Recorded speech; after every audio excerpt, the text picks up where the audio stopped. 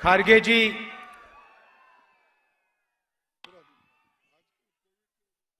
केसी वेणुगोपाल जी, रेवंत रेड्डी जी और स्टेज पे कांग्रेस पार्टी के वरिष्ठ नेता, सीनियर नेता, हमारे प्यारे कार्यकर्ता, भाइयों और बहनों, प्रेस के हमारे मित्रों, आप सबका यहां बहुत बहुत स्वागत, नमस्कार।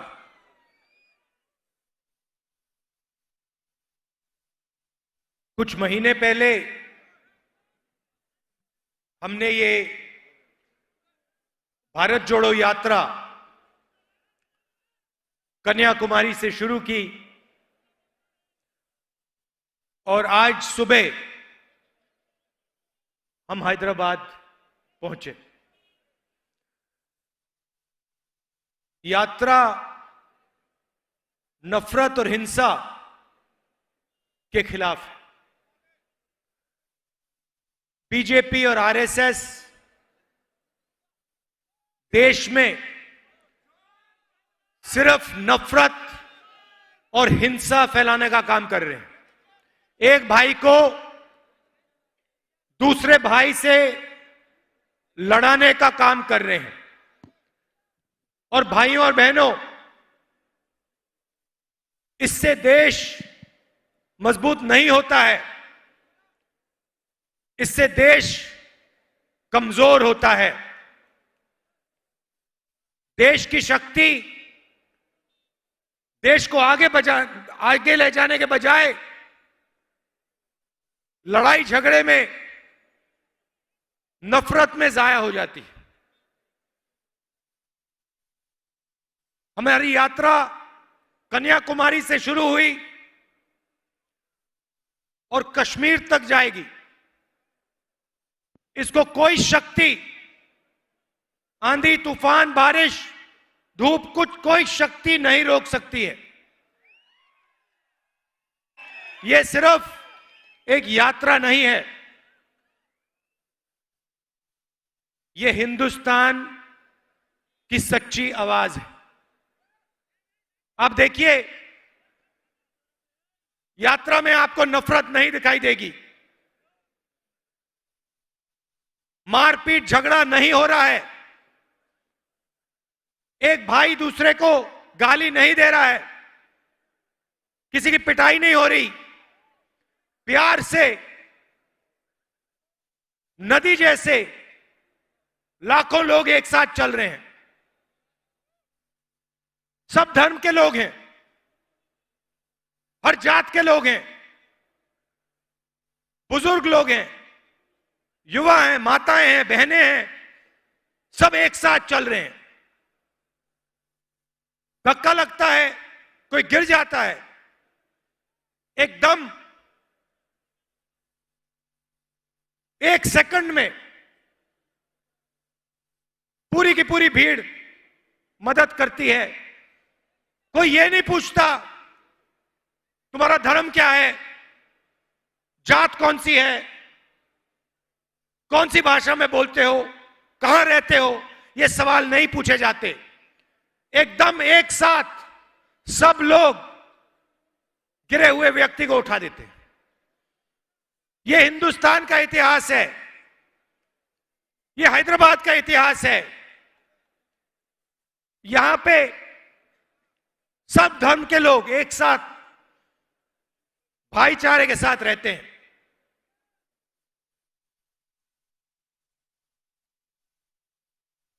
यह आपकी सच्चाई है। 2-3 शिकायतें हैं। मैंने सोचा था कि देश में सबसे ज्यादा पोल्यूशन दिल्ली में है। पता लगा कि हैदराबाद नंबर एक नंबर पे है।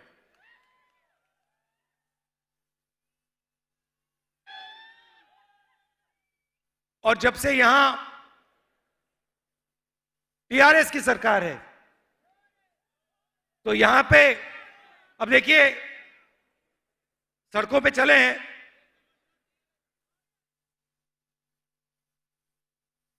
मगर सड़कें कम हैं, गड्ढे ज्यादा हैं।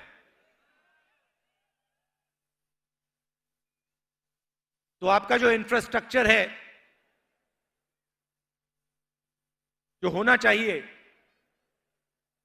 वो नहीं है। खारगे जी ने कहा कि पार्लियामेंट में जब भी बीजेपी कोई बिल लाती है, उन्होंने 3 किसान, काले किसान वाले कानूनों की बात की, मगर जब भी लोकसभा में, राज्यसभा में बिल आता है, टीआरएस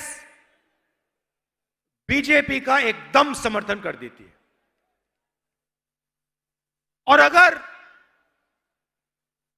विपक्ष कोई मुद्दा उठा रहा है,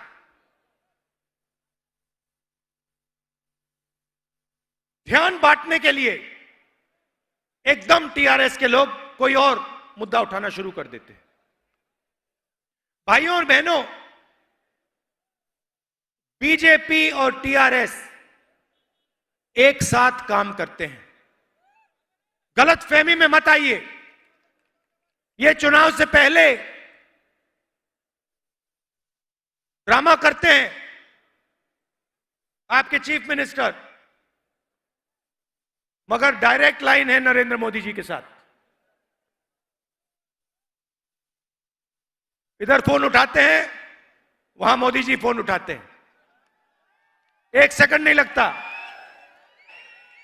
और फिर मोदी जी आपके चीफ मिनिस्टर को ऑर्डर देते हैं, आज ये करना है, कल वो करना है।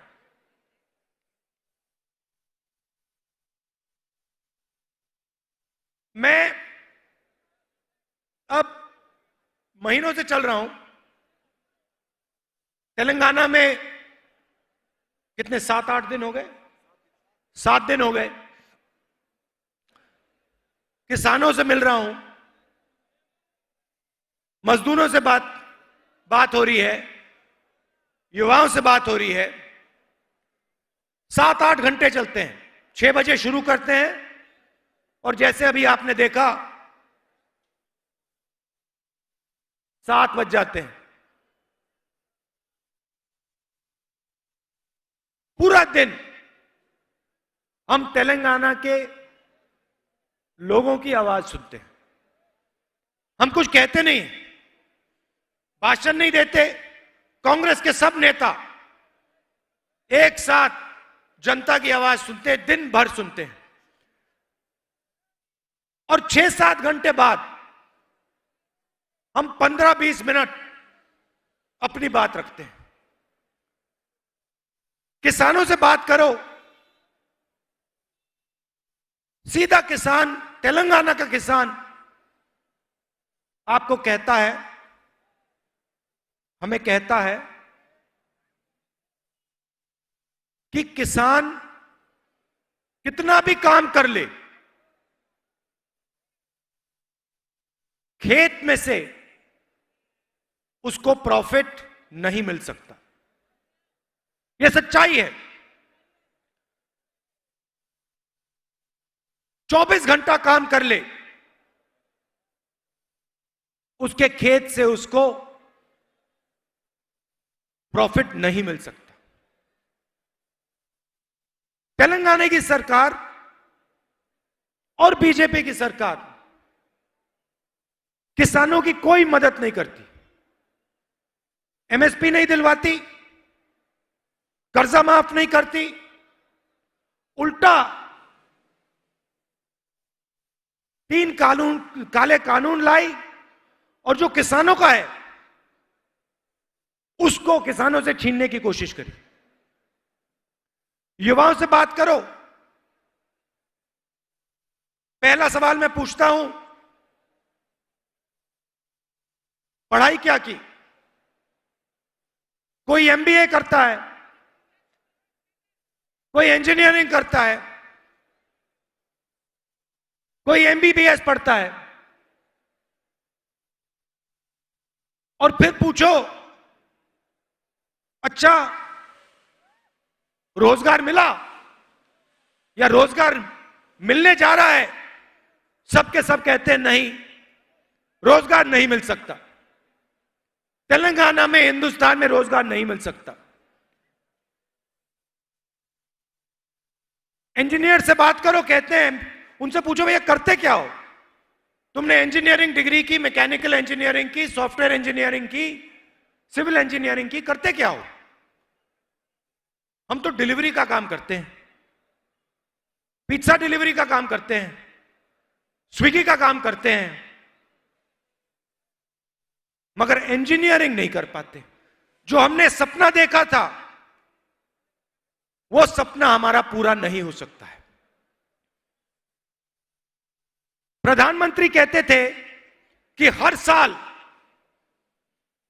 मैं 2 करोड़ युवाओं को रोजगार दूंगा, हर भाषण में बोलते थे। आजकल नहीं बोलते। ना आपके चीफ मिनिस्टर, ना हिंदुस्तान के प्रधानमंत्री रोजगार की बात करते हैं। युवाओं को यह नहीं बताते कि हमने रोजगार का जो सिस्टम था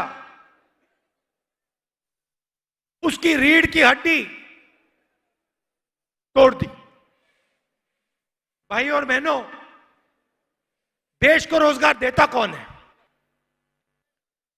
देश को रोजगार छोटा व्यापारी, किसान, जो स्मॉल और मीडियम बिजनेस चलाते हैं, वो रोजगार देते हैं। नरेंद्र मोदी जी ने नोटबंदी करके, गलत जीएसटी लागू करके और कोविड के समय जो इनकी मदद नहीं की, इन 3 चीजों के कारण जो स्मॉल और मीडियम बिजनेसेस हैं, छोटे व्यापारी हैं, दुकानदार हैं, इन सब की रीढ़ की हड्डी बिजनेस खत्म हो गया है। ये रोजगार नहीं दे पाते हैं। सरकार चुने हुए लोगों के लिए काम करती है। दिल्ली में नरेंद्र मोदी जी के 2-3 मित्र हैं, नाम आप जानते हो।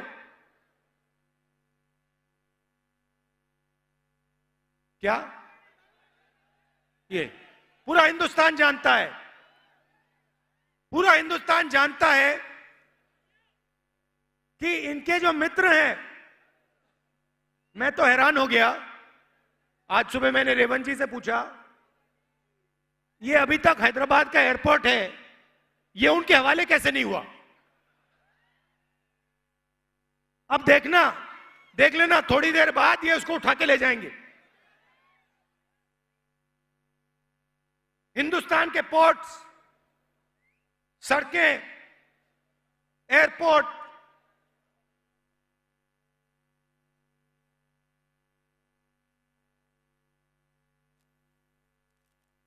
टेलीकॉम्स, एलआईसी, ये पूरा का पूरा जो देश की पूंजी है, ये सब की सब नरेंद्र मोदी अपने 2-3 मित्रों को पकड़ा रहे हैं। और इधर इनका एक तरफ धरनी पोर्टल है, रात को देखते हैं भैया कहां किसकी जमीन गई, कितनी जमीन मिली मुझे, कहां कहां से केसीआर जी ने जमीन हड़पी, रात को वो देखते हैं। सुबह उठते हैं और इंफ्रास्ट्रक्चर के जो प्रोजेक्ट्स हैं, सिंचाई के जो प्रोजेक्ट्स हैं, उनमें से पैसा हड़पने का काम करते हैं।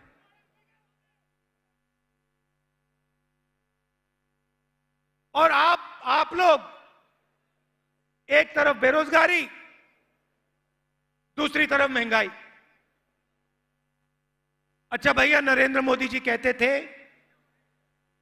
सिलेंडर बहुत महंगा हो गया है, 400 रुपए का हो गया है। याद है आपको? 400 रुपए का हो गया। अच्छा भाइयों बहनों, सिलेंडर कितने का है आजकल? अब प्रधानमंत्री जी इसके बारे में क्यों नहीं बोलते? उस टाइम कहते थे पेट्रोल का दाम 65 रुपए हो गया है। आज कितना हो गया पेट्रोल का दाम? एक शब्द नहीं बोलते। तो आप लोग, हिंदुस्तान के गरीब लोग, मिडिल क्लास के लोग, एक तरफ बेरोजगारी, दूसरी तरफ महंगाई, इन दोनों के बीच में आप पिस जाते हो। कब जाते हो? और पूरा का पूरा फायदा 2-3 उद्योगपतियों को मिलता है। वो जो भी सपना देखना चाहते हैं देख सकते हैं। उनको एयरपोर्ट चाहिए,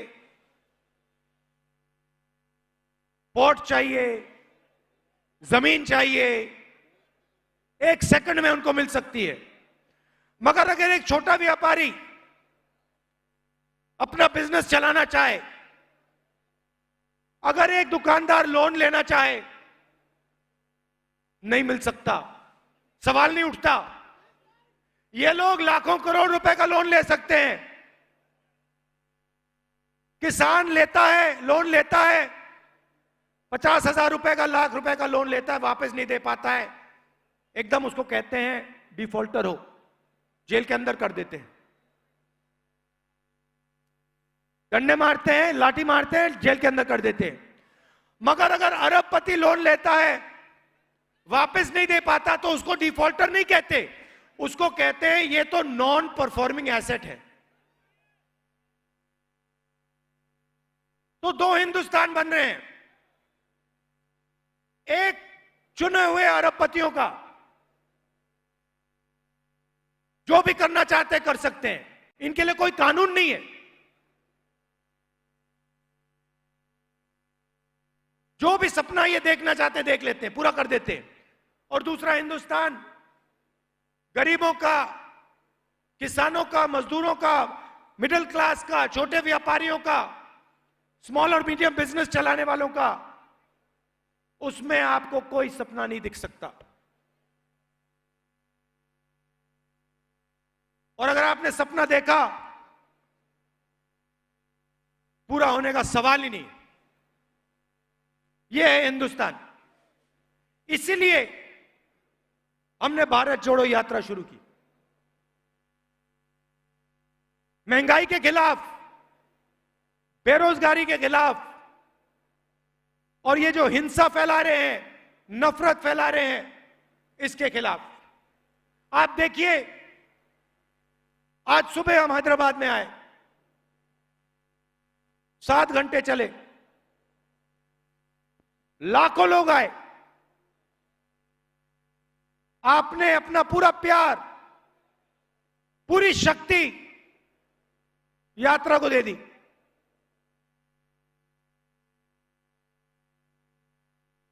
आमतौर से क्या होता है,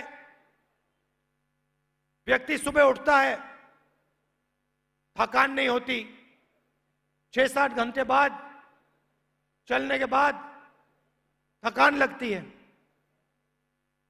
आप किसी भी यात्री से पूछ लीजिए, मुझसे मत पूछिए, आप किसी भी यात्री से पूछ लीजिए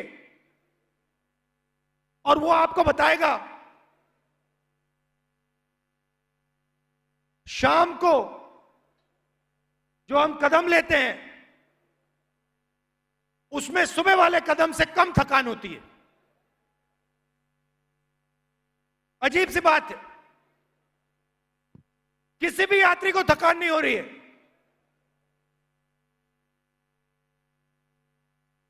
1300-1400 किलोमीटर चलनी है, किसी को थकान नहीं हो रही। सुबह 6 बजे उठते हैं, 7-8 घंटे चलते हैं, अगले दिन उठते हैं, फिर चलते हैं। इसका कारण है भाइयों और बहनों, हम अपनी शक्ति का प्रयोग नहीं कर रहे हैं, हम आपकी शक्ति का प्रयोग कर रहे हैं। आप हमारे को अपनी शक्ति दे रहे हो, आप हमारे को अपना प्यार दे रहे हो, अपना भरोसा दे रहे हो। इसके लिए मैं आपको दिल से धन्यवाद करना चाहता हूं। और हैदराबाद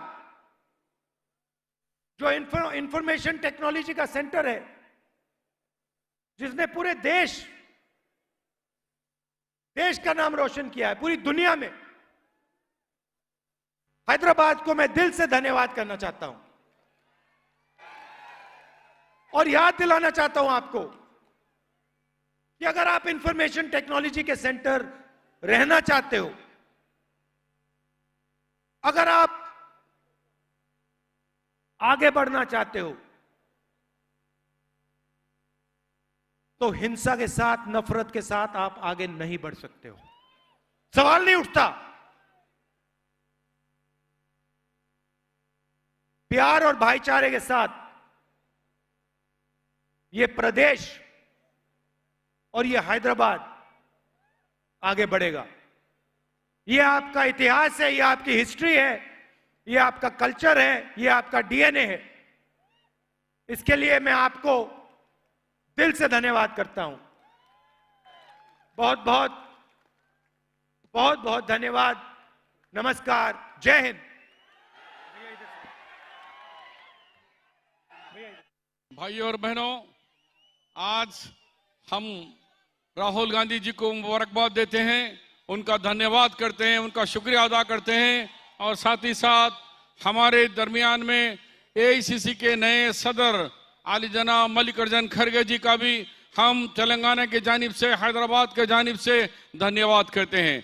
भाइयों बहनों, आप लोग जानते हैं कि 7 सितंबर से कन्याकुमारी से श्री राहुल गांधी जी ने भारत जोड़ो, भारत में नफरत को खत्म करो, भारत को फिर से मोहब्बत लाओ, और उस भारत को देखना चाह रहे जो महात्मा गांधी जी का, जो पंडित जवाहरलाल नेहरू जी के ख्वाब थे, उसको पूरा करने के लिए उन्होंने आज हमारे दरमियान में आए तक 55 दिन हो गए हैं और यहाँ कश्मीर तक जाएंगे। पूरा